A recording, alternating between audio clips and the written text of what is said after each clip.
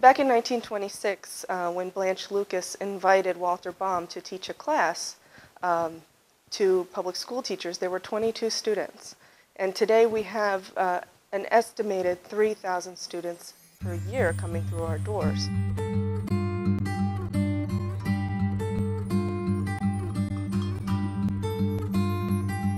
He was a Renaissance person, in addition to being an artist and running an art school.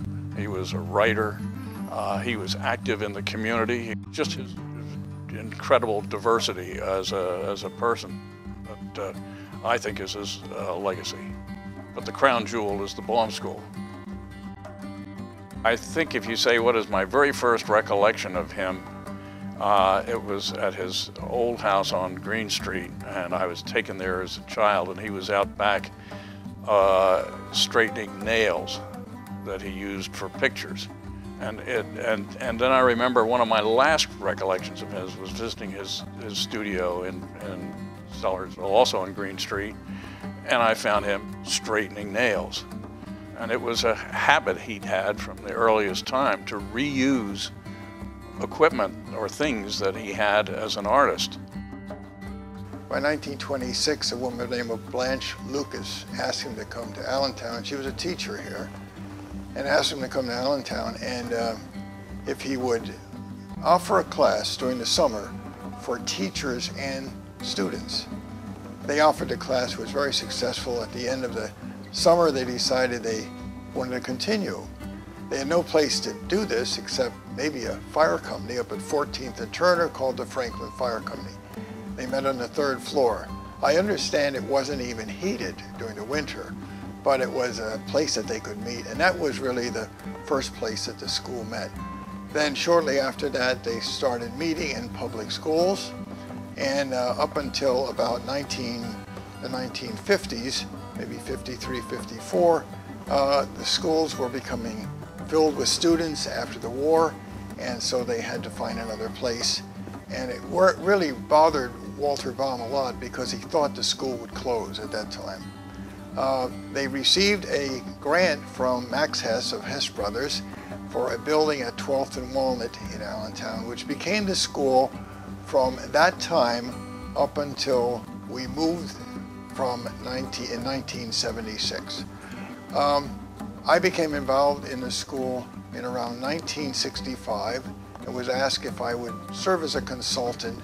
Ultimately, that turned into a directorship, and then a few years after that, my wife, Rosemary, became my assistant. In November of 1974, I started at 12th and Walnut as an assistant to Rudy. Didn't know what he wanted me to do, but I knew things like getting information out about the school meant newsletters had to get out. So this was in the basement on a dirt floor. In 1976, we were given an opportunity to move into the lower level of the Allentown Art Museum. They had just had an extensive building program, and we were asked if we would like to lease space in the lower level. We worked out a very agreeable deal that we would stay there for 10 years. It was an idea to do something in the art museum. So my career really started in 1976 in a space in the front. We'd go down the steps to the front on 5th Street, and it was a very narrow office that I created.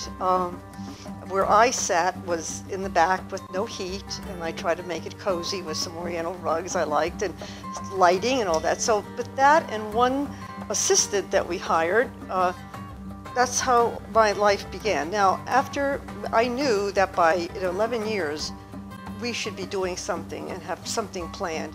And that was the time when, from 1976 to 1987, Rudy was talking and negotiating with the city, somehow coming up with an idea to move to school. As the 10 years evolved, we ultimately realized we'd have to move someplace else. And through a business negotiation with the Miller family of the Morning Call, we were able to maybe build a condominium type setup in a building across the street from the museum. That particular deal fell through, but we were going to commit financially to this, and we never did. But the publisher of the Morning Call said because we had entered in with him into this agreement, he would give us a $100,000 piece of property on Linden Street. This was the cornerstone now of 5th and Linden, and I started to dream then. These were ideas that, wow, if we could really build a school, but there were these old buildings at this corner, and there was old buildings in the back.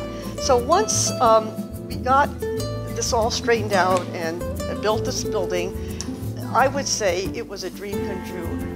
We then started a campaign to build a school, and that became our next step, so that we were able to start that to move into that in 1987, which meant it was exactly 11 years from the time we had moved into the lower level of the museum.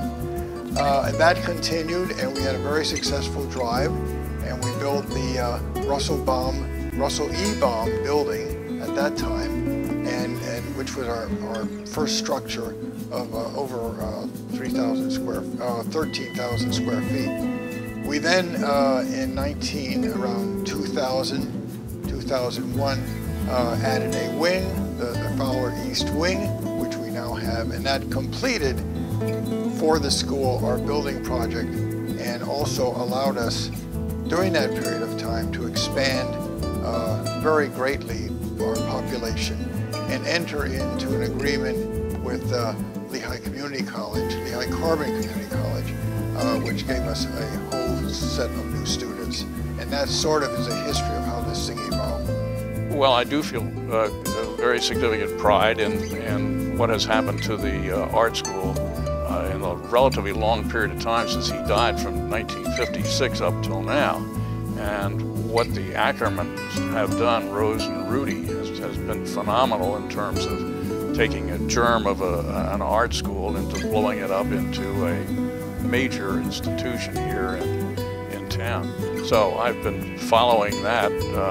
Before I was a trustee, I was aware of it. My uncle was active in it. It's just one of the highlights of my life to see how the school has prospered. The Baume School makes this community a lot better. And any time you're adding something in the arts to a community, I don't think it can get worse. I think no matter where you are. I have seen over the years this whole section of the city begin to blossom.